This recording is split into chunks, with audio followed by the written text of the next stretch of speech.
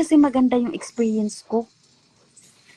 Nung nagiging choir pa ako niya, nagiging ano pa ako, music ministry sa Macau.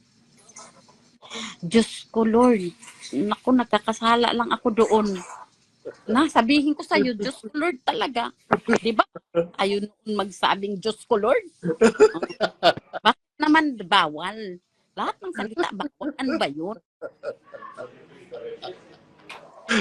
Actually, si Sandy, alam mo ba, merong di ba, merong mga choir din na, ayoko na lang silang banggitin. Kinakawawa doon. Alam mo ba, lagi ako nasisita. Huwag ka kasi kumanta ng malakas kasi pag hindi ka na kumanta, nawawala ang ano. Ha? Pati ba naman yan? Diyos ko Lord talaga. Totoo po yan kasi kahit yung mga manggagawa, biruin mo, merong manggagawa akong kilala sa Metro Manila. Parehong manggagawa yun, yung lalaki tsaka babae ha. Binata pa that time. Alam niyo po ang ginawa after ng Destino, dumiretso sa Sogo Hotel. O, di ba? Ipag sinungaling niyo yan. Sige. Totoo naman. Ibubulgar ko yung mga pangalan ninyo.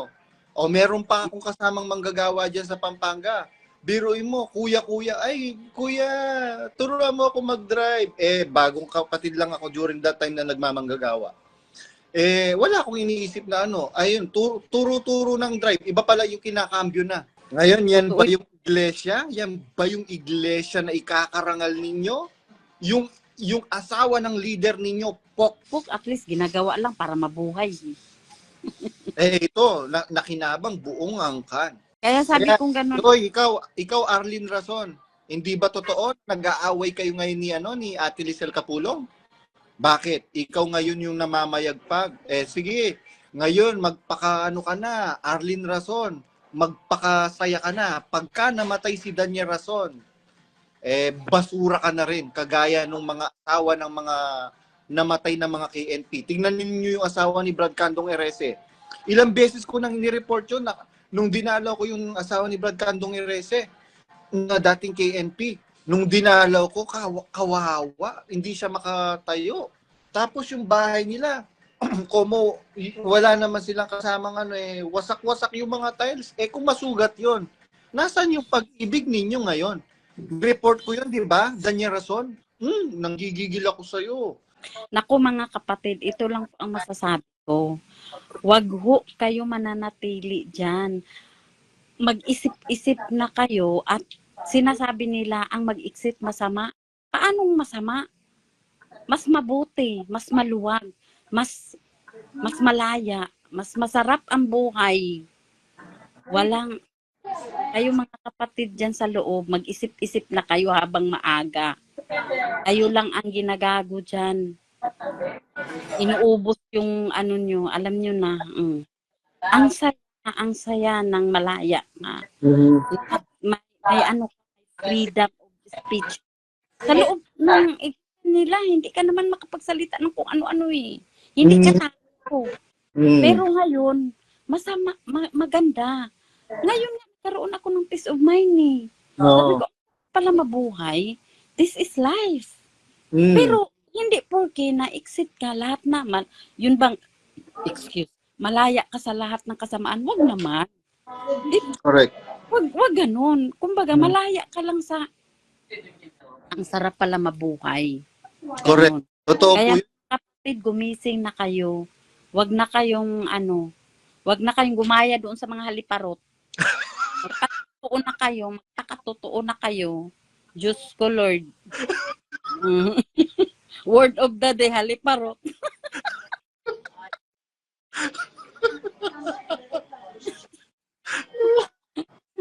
Totoo po yun, mga hindi po nila na-realize. Pag-ibig. Asan yung pag-ibig? Salitang pag-ibig lang yun. Pero sa puso, wala. Correct. Ramdam mo pa nga yung pag-ibig sa mga taong hindi nakakakilala ng aral eh. Totoo. Totoo po yan. Actually, ito na, salita na ako, Brad Badong, ay hindi na ako magpaligoy-ligoy pa. Kahit sumbatan ako ng mga in-laws ni Brad Justin. Good example, sa mga in-laws lang ni Justin, may mga katungkulan sa ano, para malaman din to ng mga asa-asawa at saka yung kuya ni Brad Justin na ano, ito na lang, may mga katungkulan sa lokal nila. Kung ako ichichismis sa atin ni Justin, sabi ko nga ganun kay Justin, ha? Partida ha? May mga katungkulan pa yung mga sister-in-law mo na yan. Kung manira sa akin, bago pa lang ako sa iglesia. Kung manira sa akin, wagas, yan ba asan yung pag-ibig ng kapatid? Alam mo ang nagsabi niyan sa akin, ate mismo ni Justin. Alam mo ba, Angie? Yan si Ibit. Kung siraan ka sa amin yan, sabi ko, kaya pala. Kung pansin, Ching, sabi ko, kaya pala hindi mo na ako pinapansin eh. Kasi talagang binibrainwash yan na, Kisyo, nag-asawa daw ng matanda si Dudong, wala na silang mahihita dyan kay Dudong nila, kay Justin daw. Tingnan mo ang sasama ng ugali. Alam mo, kinwento ko yan kay Brad Ramis, wala, bingi siya. Dapat nga, di ba? Magmalasakit din siya sa akin. Kasi member ko noon eh. Pero wala. Parang pilit niyang inaano kasi wala eh.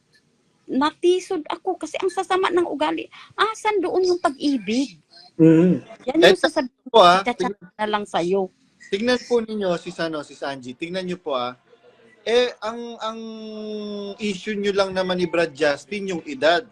Oh. Pero napakalaking issue sa kanila. Samantalang yung asawa ng kanilang leader, pokpok. Oh, yung diba? Issue sa kanila. Oh. Ngayon nga, dinupos na nila yung pokpok nilang ang asawa ng leader nila eh. Sige nga, sige lang. Magsalita. Ako ngayon, aasahan ko na ngayon, merong chat-chat sa akin na magsisita sa akin. Sasabihin ko talaga, wala, right ko to. Bakit? Correct. Ano ambag nyo sa buhay ko? Kayo ba papakain sa akin? Correct. Kaya nga, hindi na ako mapipigil ni Brad Justin. Live na live mo, lahat nakasubaybay ako. Wala akong pake. Sabi ko nga, baka, sige, sasabihin mo na, wala, lumalaban na talaga kayo ni Brad Badong sa aral. Sige, di manatili ka doon. Gusto mo, bumalik ka pa doon eh. Kaso lang, sabi niya gano'n, sige lang, basta saan tayo dadalhin, okay lang. Di naman kita binabawalan magsalita, makinig kay Brad Badong, mag-comment ka dyan. Di naman kita binabawalan kasi ikaw yun eh. Yan yung nararamdaman mo. Ano mo yan? Yung experience mo. Oo, buhay mo yan eh. Kasi sinabihan ko talaga si Brad Justin, hindi kasi maganda yung experience ko. Nung nagiging choir pa ako niya, nagiging music ministry sa Macau. Diyos ko, Lord. Naku, nagkakasala lang ako doon. Sabihin ko sa'yo, Diyos ko, Lord talaga. Di ba? Ayun magsabing Diyos ko, Lord. Bakit naman bawal? Lahat ng salita, bawal. Ano ba yun? Actually, si Sanji, alam mo ba? Merong di ba, merong mga choir din na ayoko na lang silang banggitin. Kinakawawa doon. Alam mo ba, lagi ako nasisita. Huwag ka kasi kumanta ng malakas kasi pag hindi ka na kumanta, nawawala ang Ha? Pati ba naman yan? Diyos ko, Lord talaga. Diyos ko po. Kasi diba ako Bisaya, malakas ang boses ko. Oh. Siyempre, kung hihinaan ko ang pagkanta ko, nananakit yung lalamunan ko. Ay, totoo yan, si Sanji. Oo. Choir ako. Totoo. Choir member ako. Pagka the more na inihinaan ko yung boses ko, doon ako namamalat. Ang sakit talaga, hindi lang namamaos, ang sakit na, tapos sakit na ng dibdib ko. Kaya gumagano na lang ako, ang sakit, pagdating sa bahay, parang pagod na pagod ako. Ngayon, i-voice out ko, ngayon kakanta ako, abay, sisikuhin ka. Sabi niya, wag kang kumanta ng malakas. At siyempre ako na lang, tatahimik na lang ako, pagtatayo, para na akong robot doon. O sige, kung yung mandula, tatayo. Tapos siyempre, bago ka sa minister nila sa pagkakanta, Diba? Sa halip na lalakas ang loob mo na magpakitang gilas ka magkanta, Wala na, mawawalan ka ng gana. Bakit? Puro sila magaling eh. Ay, naku po. Oh, Lord. Diba? Sabi ko nga kung sino pang malilinis na chichismis na lumalabas ng lokal, andoon nakipag-date, yung dinidate may asawa. Correct. Miss sa lokal, di ba? Totoo yan. Alam mo yun? Alam ko po yun. Kaya nga sinita ko yung grupo na yun eh. Sabi ko, biruin ninyo, may mga asa-asawa kayo sa Pilipinas. Tapos kayo ay naku. Kita ko yun, Barbadong. Nakita ko. Kaya pinagtulungan ako nun. Pinagtulong-tulungan ako ng grupo na yun. Hindi naman ako natatakot. Bakit? Kayo ba nagpapalamon ko yun, Brad, ayoko na lang magsalita. Hindi pa ako dating daan sa Macau. Lagi kami doon sa park. Nakikita ko, abay, ay close. May mga asawa yung dalawa na yun. Oh. Kunyari, bibili lang sa 7-Eleven, magpasama pa. Ano yun? Ayaw isama yung babae. Ayaw isama yung kapwa niyang babae. Gusto kasama lalaki. Abay, tataka sa lokal ng 10 oras. Para lang ano. Tapos meron pa doon mga babaeng mga mahaliparot. Totoo. Sige nga. Sige, magsalita kayo sa akin. Ako pa ha, hindi man ko takot. Ay, Day. Bisaya ni Day. Taga Mindanao, Day.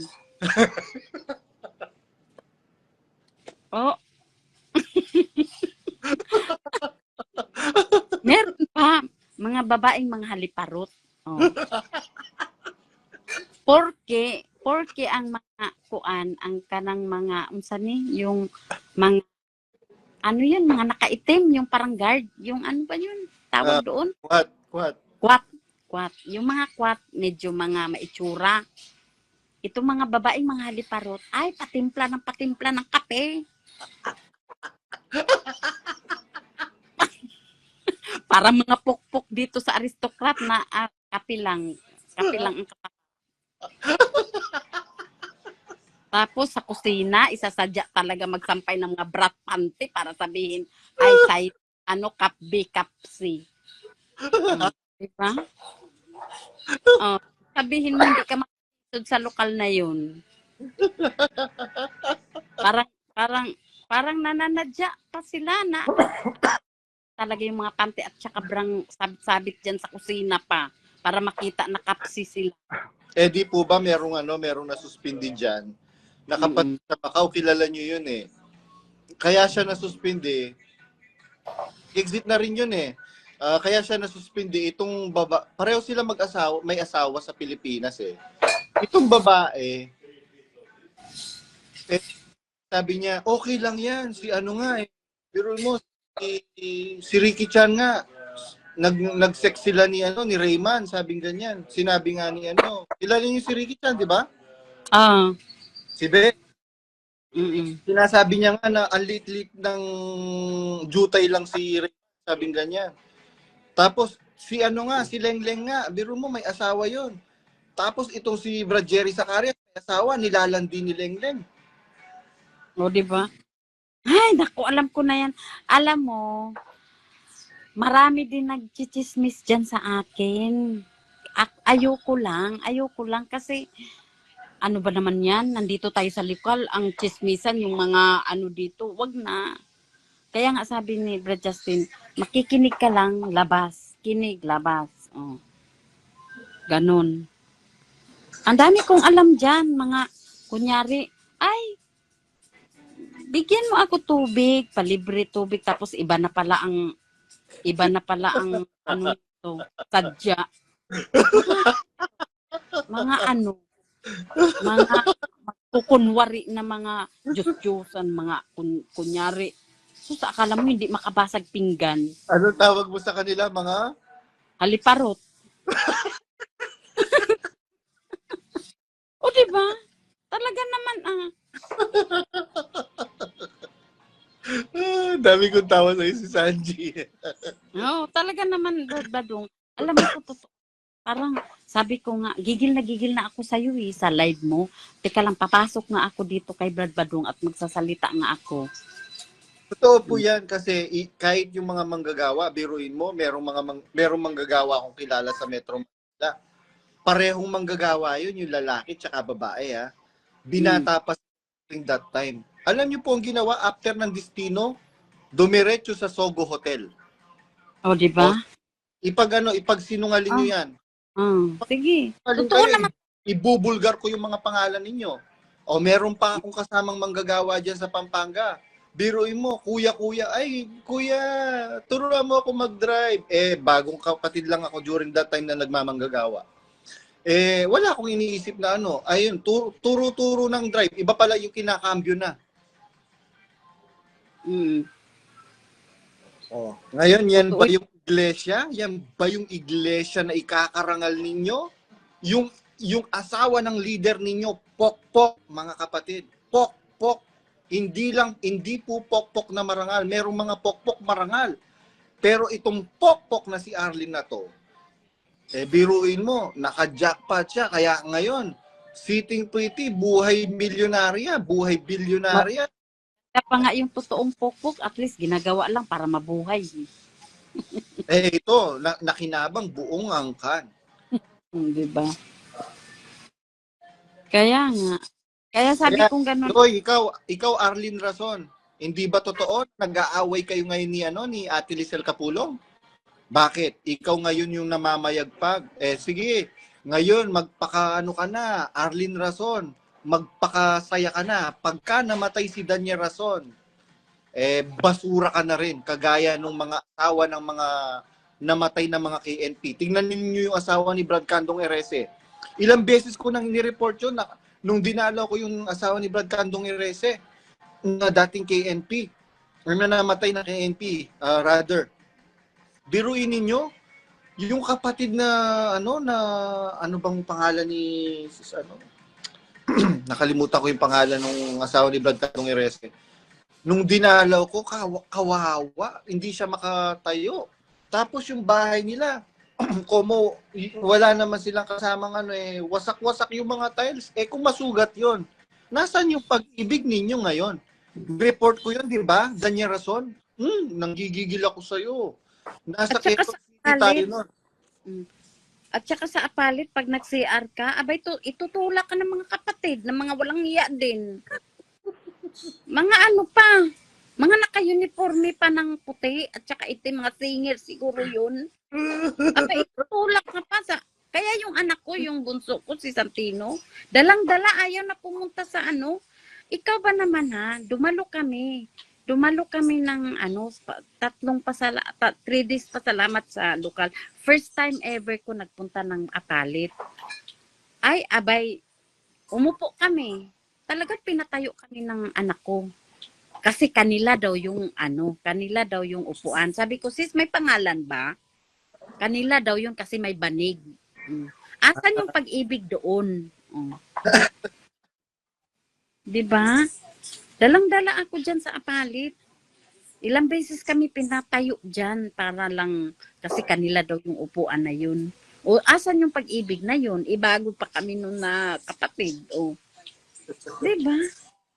Puro mga kaanuhan. Ipokrituhan. Anong tawag mo, Sis Angie? Mga haliparot. Mana nga doon sa nila, Ate Arlene. Diba? Tawa ka ngayon. Diba? Binablock ka, pinapablock ka. Pero alam ko, may nakafollow sa'yo si Brad Jordan de Vera. Kapatid sa Macau, hindi kanya binlock. Hindi niya po nakikita ito ngayon, 'di ba? Friend ka pa rin niya. Ngayon makikita niya tayo nag-uusap. At saka kilala ako ni Brad Jordan de Vera. Oo naman, hindi ka binlock niya, hindi kanya binlock. Kasi si Mami Ems nga, si Sanji, ayaw din ako i-block noon si Mami Ems. Ayaw akong i-block noon, mahal ako noon Oo naman, talaga. Paano hindi ka mahal? Wala ka namang okay ka naman doon sa At saka, in fairness sa'yo, wala namang ko naririnig about sa'yo. Wala talaga. Wala naman. Or baka takot na lang sila sa'yo. Kaya akop lang nila kung i-click kanila. Bay may mabubunyag. Diba? Oh. O sige Brad, i-post mo to sa YouTube para buong kapatiran makanood. Searchable ano mo eh. Isi-search lang nila to. At saka ina-upload po ito ni Brad Sed Watashi sa kanyang YouTube channel na ang dating landas, ganun din naman dun sa The Heard Truth yata o Unheard, ewan ko lang, basta may truth. Tapos yung MTI Exit YouTube channel. At ito pa pala, si Persimon. Yan, si Persimon. Proud exeter here. Go, go, go. Go, go, go. Ayun. Once again, mga kapatid, gusto ko lang pong i-promote sa inyo yung pong business ni Sis Angie at saka ni Brad Justin, yung Fab Cent Manila. I-like nyo po and share yung ano po nila, yung Facebook page. Actually, until now, naggagawa kami. Yung anak ko naggagawa. Overtime. More sales po. Ayan, kung meron po kayong gustong regaluhan this coming Christmas season, holiday season. Ayan, order oo, meron kaming sale sa TikTok. I-like nyo po yung page namin. FabSense Manila. Sikat na siya sa TikTok. Inspired po yung mga ano nyo, di ba? Inspired ng mga branded na mga perfume. Magkakano po yung prices naman? Yung 50 ml, 250. Yung 10 ml, 90. Talagang affordable lang siya. Affordable, not bad. Oo. Yung pong scent, long lasting naman. Actually, based sa mga reviews sa TikTok, talagang nakakataba ng puso. Nakakatuwa. Long lasting sa kanila, 8 hours daw talaga. Nilalabhan na daw yung handkerchief nila, andyan pa rin yung amoy. Sila nagpapatunay, hindi naman kami. Yung mga reviews. Ayan. Pag pumunta sa TikTok, FabSense Manila, basahin niyo yung mga reviews at saka yung mga nag-affiliate. May mga affiliate kayo. Opo, may mga nag-a-affiliate. Ang dami, sobrang dami. Pagka meron ka ng asyenda, ampunin mo na lang ako si Sanji. Ako nga magpapaampun sa iyo eh. Huwag ka mag-alala, pag gusto mong umuwi dito, walang tao sa bahay sa Cavite, doon ka tumira. Hindi kita gawing alipin, hindi katulad yung dati mong amo. Pakakainin pa kita araw-araw ng pizza. Ibibake pa kita lagi araw-araw ng Spanish bread at saka pandesal. Nami-miss ko yung mo, 'di ba dati nagdadala ka ng pagkain sa lokal, yung mga ginagawa. 'Di ba yung Brad yung Eli Soriano Legacy, ba yun? Ano ba yun? Ako taga yung namimigay ng breakfast, ako tagagawa ng pandesal sa Macau. Doon na kasi walang tulugan. Tapos yung merong mga kasis na tumutulong sa akin, abay pati negosyo ko sinusulot na. Hindi ipinubaya ko sa kanila, sige kung diyan kayo masaya, sige go. Di ba? Kasi tayo sa buhay kailangan diskarte. Hindi yung puro hingi. Ginagatasan yung mga di ba? Correct. Totoo yan. Tayo, walang trabaho, wala sa abroad, hindi naman ako nagugutom kasi marunong naman ako magdiskarte. Ngayon, ang ginagawa ko ngayon, dami kong order, nagkukrochet ako. Dami kong order ganito. Nagkukrochet ako ngayon. Diskarte lang sa buhay para at least proud ako sa sarili ko, nagsumikap ako para mabuhay. At saka, yung iba, nilibang ka, kumikita ka. Opo. Ano yan? Yung pagkukrochet. Therapeutic yan, Sis Angie, yung pagkukrochet. Opo. Parang nawawala yung stress ko. Proud share sa inyo mga kapatid na habang ako nagko-crochet, ang sounds ko si Brad Badong. Ang live ni Brad Badong na hindi, di ba, hindi ako, minsan, hindi ako nakakarinig ng live mo. Papanoorin ko yan. Yan, sounds ko pag madaling araw, naabot ako ng ano. Oh, sinong mainggit dyan, iyak. O, di ba? Meron ka ng kapartner ngayon pag wala si Mama Mary. Di ba? Oh. Hindi ako makahamak ng bonggang-bongga dito kasi ang dami ng tao. Ako din, gabi na kasi. Kung doon lang ako sa Cavite, ay yung halak ako talaga ay sobrang sobrang andito ako sa bahay ng anak ko. Pero si Sanji, sige, magpaalam na po tayo kasi Sige po. mga tao dito. Nagtitingin na sa akin. Meron po ba kayong baka meron po kayong mensahe sa mga kapatid na exiters at saka sa mga kapatid na gusto nang mag-exit, kaya lang tinatakot ni Daniel Rason, pag nag-exit kayo, may impyerno kayo. Naku mga kapatid, ito lang po ang masasabi ko. Wag ho kayo mananatili dyan. Mag-isip-isip na kayo at sinasabi nila ang mag-exit masama. Paanong masama? Mas mabuti, mas maluwag, mas malaya, mas masarap ang buhay. Kayo mga kapatid dyan sa loob, mag-isip-isip na kayo habang maaga. Kayo lang ang ginagago dyan. Inuubos yung nyo, alam nyo na. Ang saya ng malaya na. May freedom of speech. Sa loob ng nila, hindi ka naman makapagsalita ng kung ano-ano eh. Hindi ka tao. Pero ngayon, maganda. Ngayon nagkaroon ako ng peace of mind eh. Sabi ko, pala mabuhay, this is life. Pero hindi porke na-exit ka lahat naman. Yun bang, malaya ka sa lahat ng kasamaan? Wag naman. Correct. Wag ganun. Kumbaga, malaya ka lang sa ang sarap pala mabuhay. Correct. Totoo po Kaya yun. kapatid, gumising na kayo. Wag na kayong gumaya doon sa mga haliparot. Magkakatotoo na kayo. Diyos ko Lord. Word of the day, haliparot.